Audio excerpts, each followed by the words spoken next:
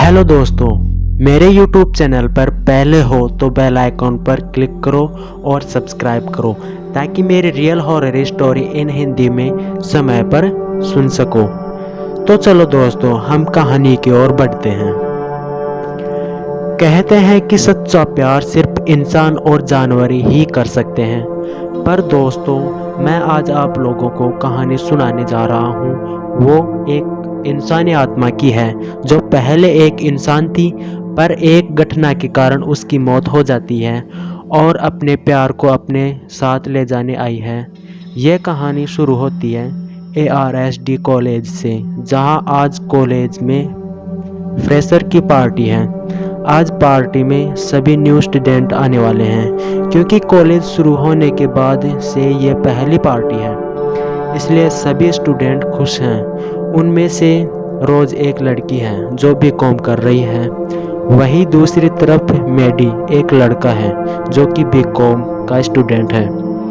Party में दोनों की मुलाकात होती है, जो कि उन दोनों की दोस्ती मेरी करवाती है, और यहीं से कहानी शुरू हो जाती है।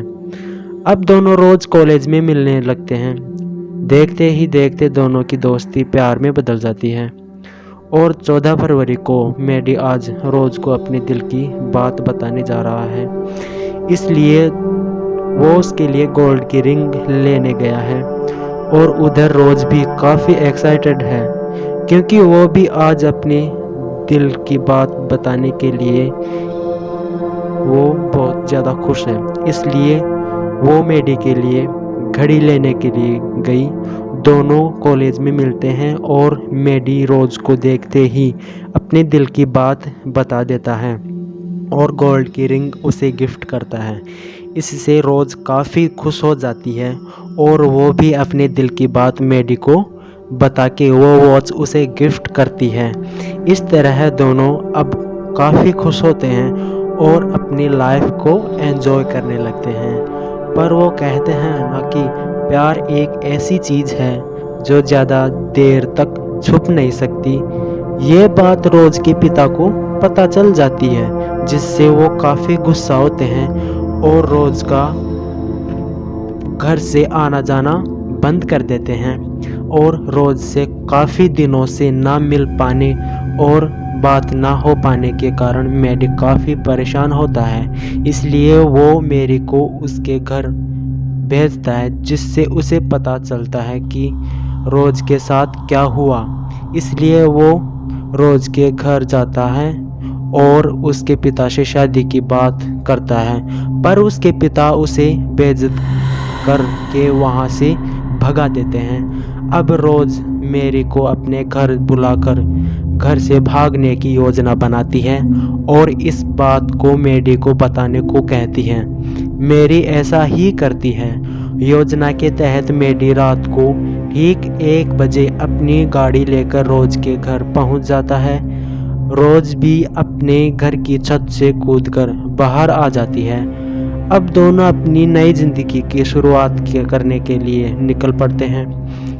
जब दोनों भानगढ़ का किला पार कर रहे होते हैं तो अचानक एक रोशनी आती है, जिससे मेडी का ध्यान ड्राइव से हट जाता है और वो अपने दोनों हाथों को चेहरे के आगे कर लेता है, जिससे गाड़ी पहाड़ी से गिर जाती है और इस एक्सीडेंट में रोज की डेथ हो जाती है। जब मेडी को होश आता है तो मेडी साथ वाली सीट पर देखता है तो पता चलता है कि रोज मर चुकी है।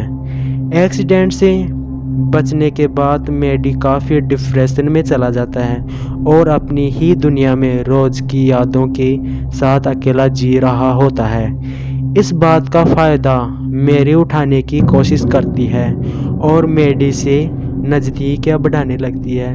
अब क्योंकि मेडी काफ़ी तन्हा महसूस कर रहा होता है, इसलिए वह भी मेरी के काफ़ी नज़दीक चला जाता है और अब मेरी और मेडी दोनों अपनी नई ज़िंदगी शुरू करते हैं।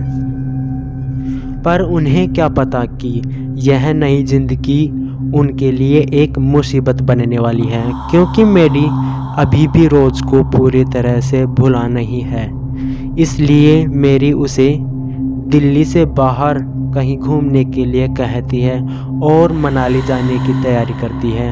अगले दिन मैडी और मेरी मनाली के लिए निकल पड़ते हैं। वहां जाकर वह एक होटल बुक करते हैं और फिर अगले दिन वह घूमने के लिए वहां के खूबसूरत वादियों में चले जाते हैं। घूमते घूमते उन्हें शाम हो जाती है और शाम को जब वह घर वापस लौट रहे होते हैं तो अचानक से उनकी गाड़ी खराब हो जाती है। अब मैडी गाड़ी से बाहर जाता है और गाड़ी का बोनट खोलता है। मैडी अभी चेक ही कर रहा होता है कि इतने में उसके सर में तेज दर्द होता है और वह चिल्लाने लगता है और बेहोश हो जाता है। उसकी आवाज़ सुनकर मेरी कार से बाहर जाती है और देखती है कि मैडी बेहोश हो गया है। जैसे तैसे वह उसके कार में बैठाती है और कार को स्टार्ट करके उसे होटल तक ले जाती है। फिर डॉक्टर को बुलाती है। डॉक्टर कुछ मेडिसिन देता है और होश आने पर आराम करने की सलाह देकर चला जाता है।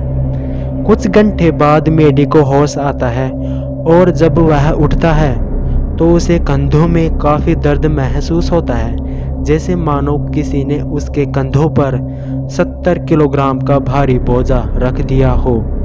उसके समझ में नहीं आ रहा होता है कि यह दर्द कैसा है।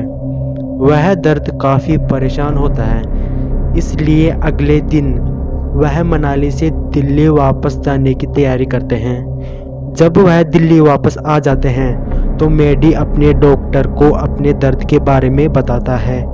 तो डॉक्टर उसे कुछ मेडिसिन देता है और कहता है कि यदि इससे आराम नहीं मिला तो एक एक्सरे करके देखना होगा, और मैडी वहाँ से चला जाता है। वह रात को मेडिसिन खाकर सोता है तो रात के 1 बजे वह अपने सपने में रोज को देखता है, जिसमें रोज कहती है कि मैडी, मैं तुम्हें लेने आई हूँ और तुम्हें मेरे साथ चलना होगा। हम दोनों को कोई भी अलग नहीं कर सकता है।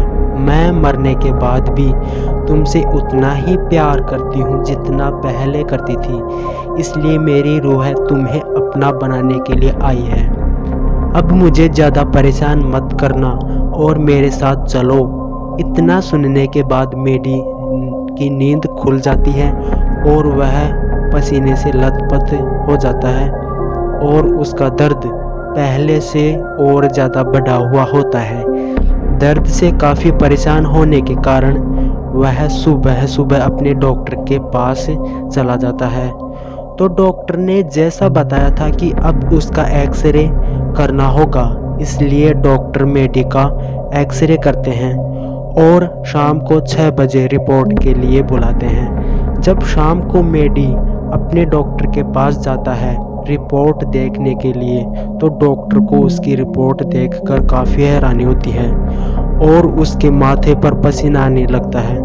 जब मैडी उससे पूछता है कि क्या बात है, आप इतना परेशान क्यों हैं, क्या है इस रिपोर्ट में, तो डॉक्टर कांपते हुए रिपोर्ट उसे एक हाथ में थमा देता है और बोलता है, खुद ही देख लो। मैडी जब अपनी रिपोर्ट देखता है तो उसके पैरों तले ज़मीन खिसक जाती है।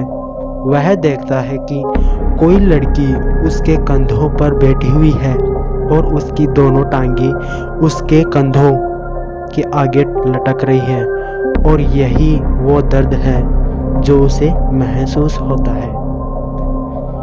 तो दोस्तों, यह कहानी का पहला पार्ट आपको कैसा लगा? अगर अच्छा लगा हो तो लाइक करो, और जो भी आपको कमी नज़र आती है वो हमें कमेंट में बताओ। मिलते हैं नेक्स्ट पार्ट में।